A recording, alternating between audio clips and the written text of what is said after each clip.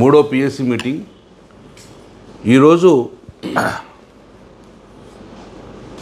మా BRS party మెంబర్ల అందరం కూడా బైకాట్ చేయడం జరిగింది.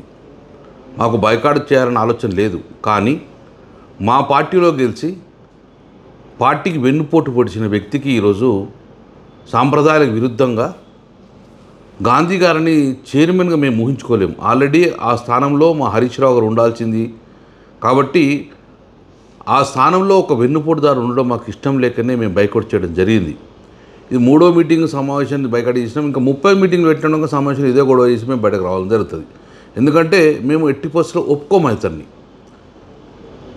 గత అనాదిగా వస్తున్న పార్లమెంట్ ప్రొసీడింగ్స్ కానీ అసెంబ్లీ సాంప్రదాయాలు కానీ అన్నిటి తుంగలో దొక్కి ఇష్టానుసారంగా చేయడం అనేది మేము ఎట్టి పరిస్థితుల్లో ఒప్పుకోము.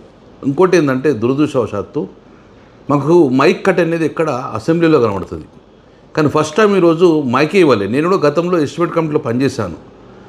ప్రతి మెంబర్కు మాట్లాడేందుకు మైక్ ఉంటుంది, కానీ ఇక్కడ ఫస్ట్ ఏంటంటే మా మైక్లను కట్ అయి ఉన్నది. అంటే ఫస్టే వాళ్ళకి తెలిసిపోయింది గొడవ అవుతారు కావచ్చు అని చెప్పి మైకులో కట్ చేసిపోయారు. ఇంత భయంగా ఈరోజు సమావేశం నడుపుడు అవసరమా మీకు? ఎందుకు తప్పు చేయడం ఎందుకు? భయంగా బతకడం ఎందుకు? అది ఉంటుంది. కాబట్టి బీఆర్ఎస్ పార్టీ మెంబర్లు ఎవరునగా గాంధీ గారిని పిఎస్సి చైర్మన్గా ఒప్పుకుంటలేము.